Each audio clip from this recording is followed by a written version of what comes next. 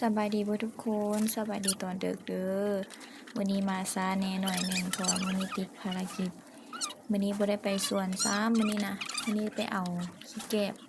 กับขี้เลื่อยเนาะใส่เป๋าไว้มื้ออื่นพุ่นแหละมื้ออื่นจังว่าสิเอาไปใส่สวน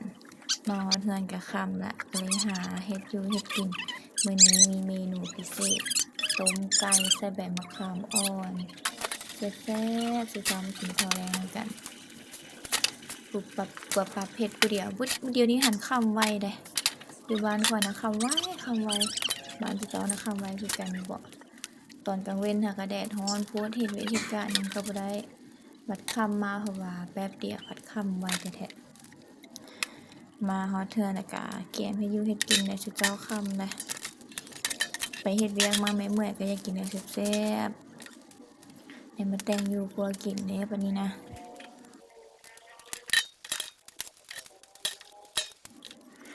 คำมาแรงมากับบ่ฮู้สิเฮ็ดหยังกินคิดหยังบ่ออกก็เลยไปจับไก่ขอคันมาเฮ็ดกิน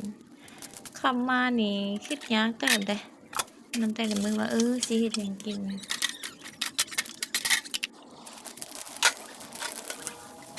้อนี้ก็สิเคี่ยวเฮ็ด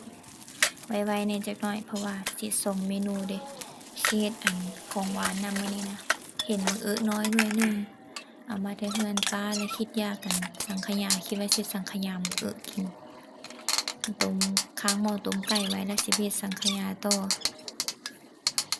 จักสิออกมาเป็นแนวใดแหละมื้อนี้นะแต่คิดยากนะกินของคาวแล้วก็ก็ต้องมีของหวานตบท้ายหั้นนะ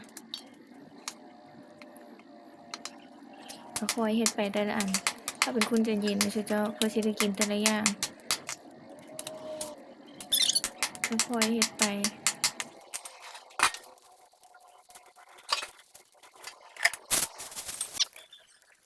เอาไก่ไปต้มเนาะต้มแล้วค่อยก็มาเฮ็ดสังขยาต่อใส่ไข่3หน่วยเพราะมันหน่วยน้อยหั้นนะมื้อนี่มันหน่วยน้อยๆนึงคิดว่าใส่ไข่3หน่วยก็น่าจะพอแล้วก็ใบเตยอยู่หลังบ้านให้มาคั้นติโตคั้นใบเตยนี่กลิ่นหอมแฮงสิเจ้าหอมบ่คิดว่าสิหอมปานนี้ค่อยใช้ใบเตยอัน4ใบนี่แหละเอามาคั้นใส่กับไข่3หน่วยหอมได้กลิ่นใบเตยก็บ่ฮู้ว่าตอนนึกออกมามันสิหอมบ่อันกะทินี่ก็เพื่อสิไขได้จังเจ้าเอ้ยยากกะดอกจนได้เอามีดมาปาดกะทิอะนะปาดฝามันอดฟังนำกันเด้อค่อยกะเคเตอมือใหม่พากะผิดๆถึกๆเว้าก็บ่อยากเป็นนะเจ้าเป็นกำลังใจให้กันแน่เบิ่งไปนำกันอดทนเบิ่งไปนำกันสกิลเข้าครัวค่อยนี่คืออยู่บ่ซุเจ้าแล้วบัดนี้นะต้มไก่ก็แล้วปิดท้าย